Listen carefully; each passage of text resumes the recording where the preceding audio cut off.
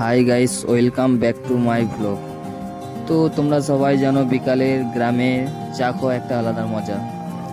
বিকালে আড্ডার আসল রং হলো এই এক কাপ গরম চায়ের। গ্রামের বিকেল মানেই এক আলাদা শান্তি।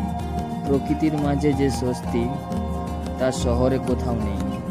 এক কাপ চা সাথে গ্রামের প্রকৃতি, এ যেন জীবনের সব আলাদা ক্লান্তি ভুলিয়ে দেওয়ার এক অন্য মুহূর্ত।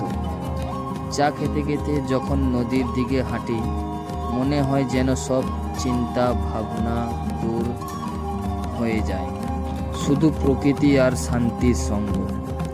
এই গ্রামের মধ্যে প্রকৃতির সঙ্গে এক কাপ চা শেষ করার মধ্যে যে প্রশান্তি আছে তা শহরে ভিড়ে পাওয়া যায় না। তো চলো একটু নদীর দিকে যাই।